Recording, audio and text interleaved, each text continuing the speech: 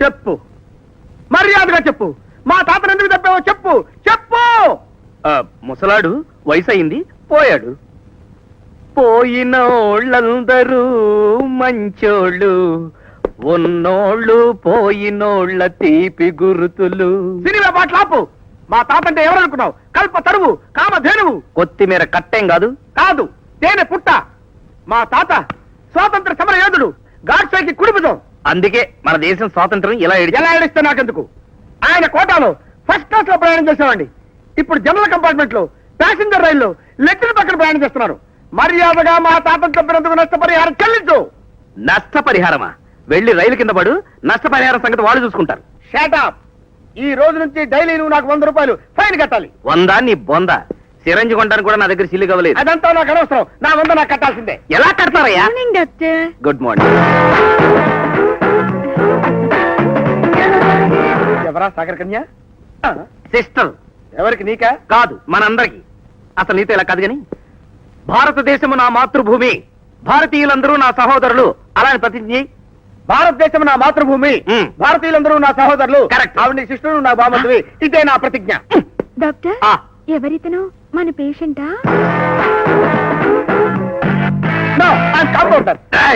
ఎవడరా నీకు ఉద్యోగం ఇచ్చింది? ఒకరిచ్చేదండి, నేనే తీసుకున్నాను. మా తాతను తప్పిన నష్టపరిహారం.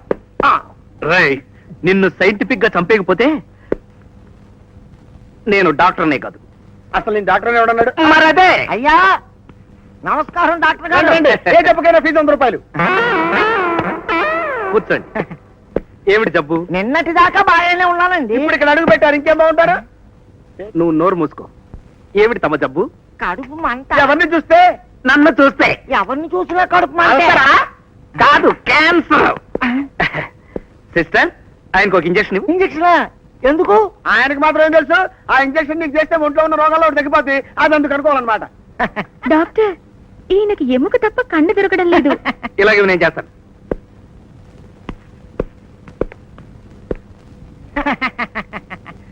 ఏమిటి నవ్వుతున్నారు? నొప్పెట్టట్లేదా? లేదు, టెక్నికల్గా ఉంది. చూసారా ఎంత నైస్ గా ఇంజక్షన్ ఇచ్చాను? మరి నా ఫీజు ఇస్తాను. ఈ ఫీజు నాకు. ఇదేంటి? చూడబోతే మీరిద్దరూ పెళ్లి కాని కన్నె కుర్రాళ్ళలా ఉన్నారు. అవి పెళ్లి కాని ఆడపిల్లల ఫోటోలు. అందులో మీకు నచ్చిన 2 అమ్మాయిని సెలెక్ట్ చేసేసుకొని నా కమిషన్ లో మీ ఫీజు 100 కట్ చేసుకుని మిగతా డబ్బులు ఇచ్చేస్తే నేను వెళ్తాను. ఫీజు ఎగ్గొట్టింది కాక కమిషన్ కావాలా? నాకు తిక్కరేగిందంటే మా డాక్టర్ చేత కంటి ఆపరేషన్ చేస్తాను, గుడ్డేడు అయిపోతావు.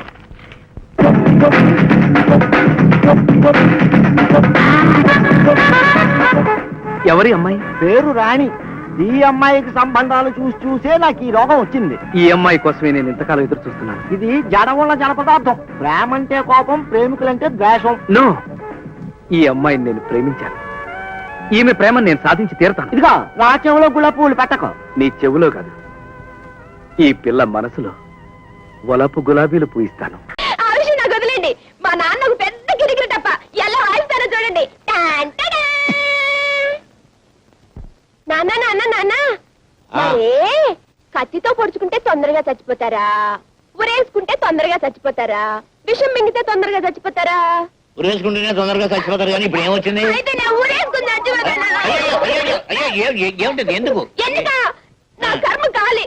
ఊళ్ళో వాళ్ళంతా నేను అడ్డమైన తిట్లు తిడతా ఉంటే ఆ తిట్లు వింటూ బ్రతికే కన్నా ఊరేసుకుని ఇదిగో ఇలా చూడు, దెబ్బలు తినకుండా దొంగతనం, తిట్లు పడకుండా పోలీస్ పని చేయడం చాలా కష్టం అమ్మా. అయినా ఏ గాడిద నిన్ను ఇప్పుడు తిట్టింది? ఊళ్ళో వాళ్ళందరూ అనుకుంటున్నారు చెట్టంత ఉద్యోగం పీకి పారేసి పిట్టంత ఉద్యోగం.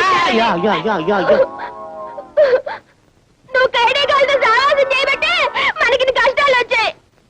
వాళ్ళు మనకంటే చిన్నవాళ్ళమ్మా. వాళ్ళతోటి మనం కలిసి ఉన్నప్పుడు మనం బాగానే ఉన్నాం. మనకంటే పెద్దవాళ్ళ ప్రాపకం కోసం మనం ప్రయత్నించినప్పుడే ఇదిగో ఈ విధంగా అయిపోయింది మన బ్రతుకు. ఎవరో పెద్దాళ్ళు? అమ్మా చెప్పకూడదు. ఏమిటమ్మా అది? మేము చేతికి 10,000 ఇచ్చి ఎవడో ఒకరి మీద కేసు బనాయించమని చెప్పింది మా ఎస్పీ దొరగారే. ఎస్పీ గారా, ఆశ్చర్యంగా ఉంది. మా బావ మీద అతను కక్ష పెట్టడబ్బా. కక్ష లేదు, నా బొంద లేదు. అసలు ఆ శిక్షపడ కుర్రాడు ఎవరో ఎస్పీ గారికి ఇంతవరకు తెలియదు. చెంచల నేదాన్ని చంపింది ఎస్పీ గారు అల్లుడు. ఆయన్ని సేవ్ చేయడం కోసం ఒక అడ్వకేట్ మనిషిని తీసుకురమ్మని అంటే చెంచుల తాలూకు గాజులమ్ముతున్న ఈ కుర్రాన్ని పట్టుకు తీసుకొచ్చాం. కేసు ఈయన మీద బనాయించాం. మన ఇంట్లో అద్దుకుంటున్న మాయల బకీరు వీడు బావబామూర్తుల సంగతి తెలియక ఈ కిరికిరి అన్ని జరిగినాయి. ఎస్పీ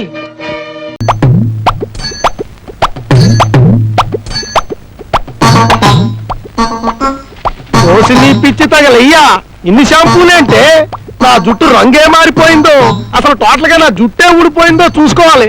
నీళ్ళు పోయి. ఉండండి, ఇంకొక షాంపూ ఉంది అంతే. నీ షాంపూల తుంగలో తొక్క కళ్ళు వెళ్ళిపోతున్నాయి. నీళ్ళు పోయి. అమ్మా అమ్మా, టీవీలో కొత్త కొత్త అడ్వర్టైజ్మెంట్ చూపిస్తున్నారే. అలాగా, పద పద పద పద. వచ్చావు, నీళ్లు పోయి, కళ్ళు మండిపోతున్నాయి. ఎవరండి ఇంట్లో? వచ్చావు, ఎవరో వచ్చారు చూడు.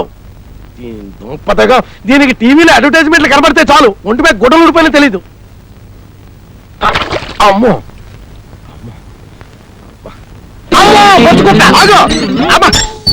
ఎవరా నువ్వు? ఇల్లు దోసి పారిపోవడానికి వచ్చాడురా? అబ్బే కాదండి, మీతో చిన్న పనుండి వచ్చాను. అసలు ఎంతకీ ఎవరు నువ్వు? నా పేరు రాజండి. ఏ దేశానికి బాబు? ఏ దేశానికి కాదండి, పేరు మాత్రమే రాజండి. 100 మంది రాజులు ఉంటారయ్యా, అందులో ఎవరు నువ్వు? మీ సిస్టర్ క్లాస్మేట్ నండి. 76 మంది మా సిస్టర్ క్లాస్మేట్లు ఉంటారయ్యా, అందులో ఎవరు నువ్వు? కొంప తీసి నువ్వు కొబ్బరి బండనే కాదు కదా? కాదండి. కాదా? అవునండి. అవునా? కాదండి. అవునా కాదా? అవునండి. అయితే చేయలేదు. ఎందుకండి? ముందు నువ్వు నాతో బాధేరా. బావి దగ్గరికా? ఎందుకండి? నువ్వు వస్తే మాట్లాడమని మా సిస్టర్ చెప్పింది. రా. మీరున్నా, నేను తీసుకెళ్తాను.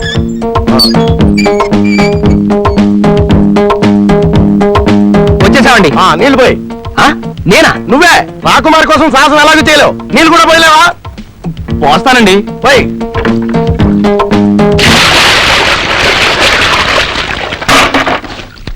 తువ్వాలందుకో. ఇదిగోండి. చూడు. ఏం నేనా? వచ్చిన పిలవాలంటే కాక పట్టాలిగా, మరి తుడుస్తావా లేదా? తుడుస్తానండి. మరి చూడు.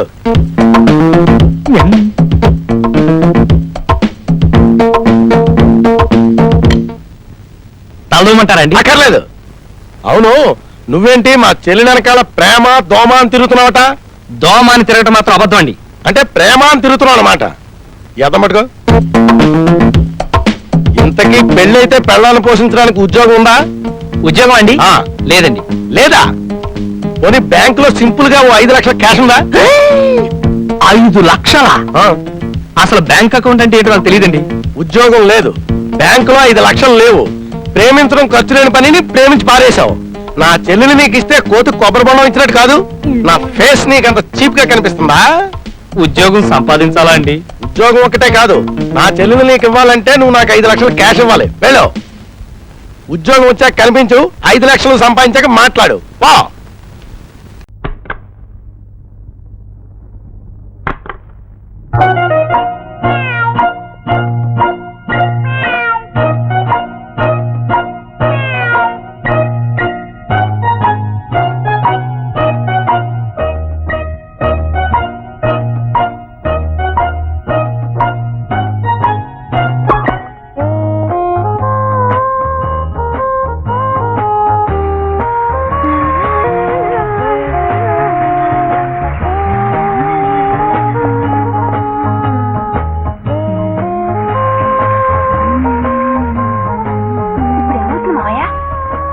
నోరు మూసి చూడండి.